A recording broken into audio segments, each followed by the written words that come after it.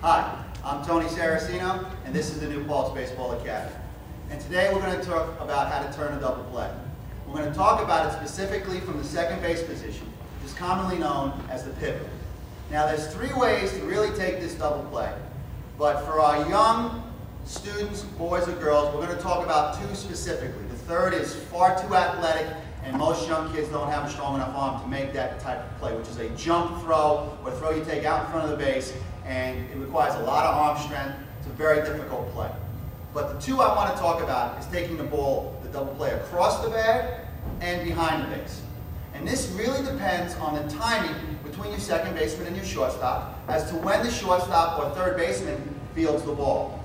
Now the first one will be coming across the base. And what will happen there is the shortstop will have the ball before I get to the bag. So I'll come across, step, and throw. Now, I'm going to come across. There's no sense to me to get to the base and stop. It's only going to slow down the play.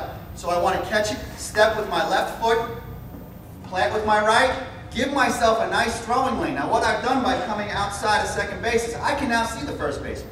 It's something we take for granted when we deal with kids that are small and tiny. It's very hard to pick up the first baseman. So I step out away from second. I give myself a nice throwing lane where the runner's not in the way. I catch the ball first. Let's make sure we get the double play.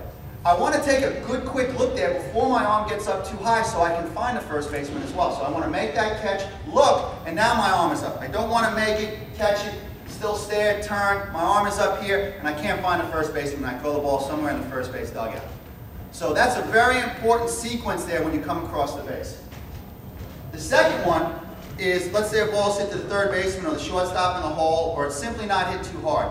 And the second baseman gets to the base before the shortstop catches the ball. In other words, I'm waiting for the throw. So what will happen is I'll get to the base, he'll flip it to me. Now what I'll do when I make this throw is I will step out with my left foot and make the throw across the base. It's very important that the young student does not throw the ball over his front knee. A runner will come down. If there's weight on this front knee and somebody slides into it, a serious injury could result. So I want to take this throw here. I want to turn out a little bit, throw off my back foot, and find first base with the bag protecting me. So those are the two ways you want to focus on young players turning the double play. Now let's try for a demonstration. Anthony, Casey, let's do coming across the base first. This is going to happen.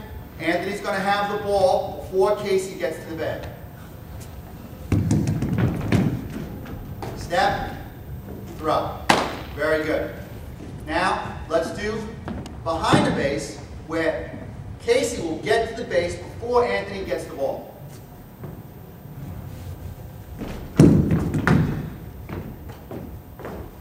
Excellent.